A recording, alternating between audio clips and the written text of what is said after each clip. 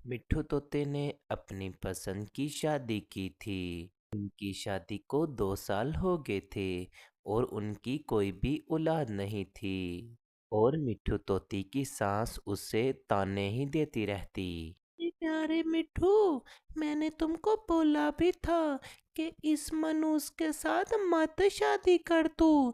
अब औलाद को सारी उम्र तरसता रह जा तू। तुमने मेरी बात मानी होती तो आज ये वक्त ना आता तुम पे। मेरी बात अभी भी मान जा, इसको घर से निकाल दे। मैं तुझे कोई दूसरी खूबसूरत तोती लाकर दूंगी जो तुम्हें औलाद का सहारा दे सके। निकाल दे इसे। अरे माँ जी, आप कैसी बातें कर रहे हो? ऐसा भी तो हो सकता है ना कि आपके बेटे में ही कोई मसला हो। देखिए, मैंने तो डॉक्टर से सारे ही टेस्ट कराए हैं अपने। मैंने तो अपनी मेडिकल की सारी ही रिपोर्टें कराई हैं। मेरी रिपोर्टें बिल्कुल ठीक हैं।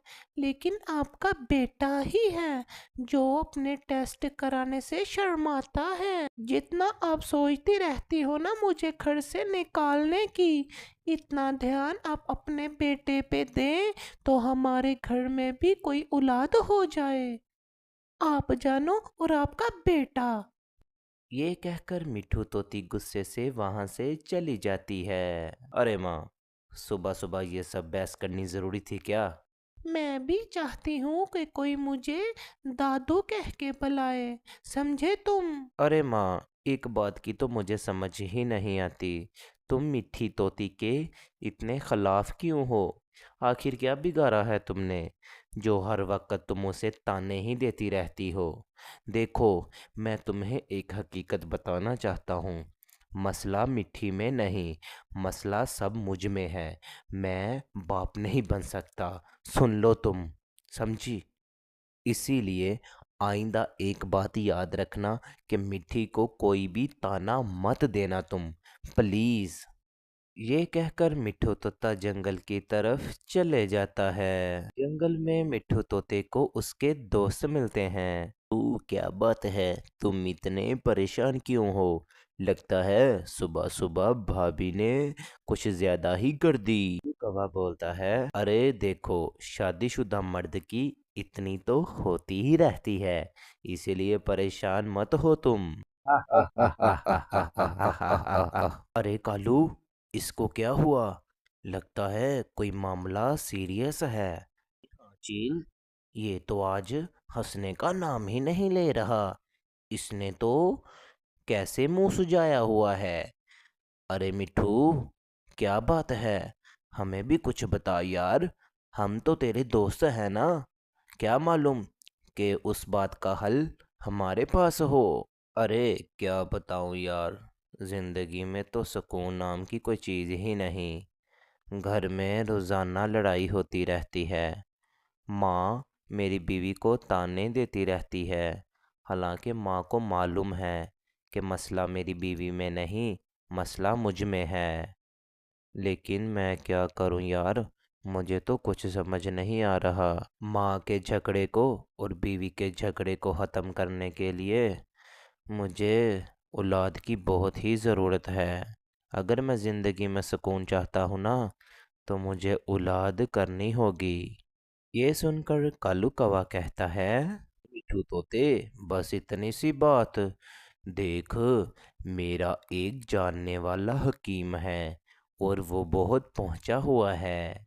मेरे मामू के बेटे की भी 8 साल हो गई थी, औलाद नहीं हो रही थी। देख, मेरे कहने पे एक बार तू उससे मिल ले, फिर देखना तुम्हें जल्द से जल्द औलाद हो जाएगी। एक बात तू मेरी बात मान ले यार, तू मेरा यार है, मेरी बात मान ले। अरे हाँ मिठू तोते, ये कालू कौवा बिल्कुल ठीक कह रहा है। चलो, आज ही हम तीनों चलते हैं और तुम्हारा मसला हम क्लियर करके आते हैं। चलो यार, चलते हैं। वो तीनों ही दोस्त टोनी चिड़िया के पास चले जाते हैं।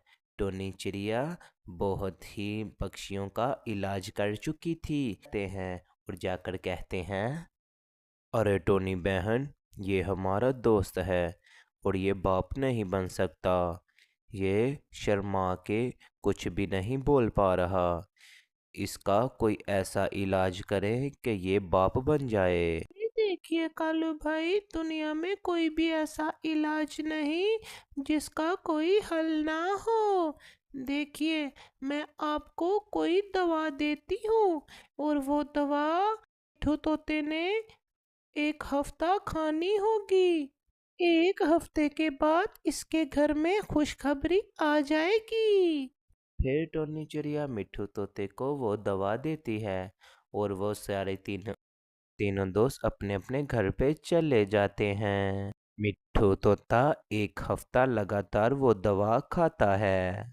1 हफ्ते के बाद उसके घर में खुशखबरी आ जाती है। फिर मिट्ठू की माँ मिट्ठू की बीवी के साथ बहुत ही प्यार से बात करती। उनके घर में जैसे रौनक ही आ गई और मिट्ठू की जिंदगी में भी जैसे सुकून नाम की कोई चीज ही आ गई। 1 साल बीत जाता है और मिट्ठू को एक प्यारा प्यारा बेटा होता है। तो इस कहानी से हमें ये सीख मिलती है कि हर बीमारी का इलाज होता है, मायूस नहीं होना चाहिए।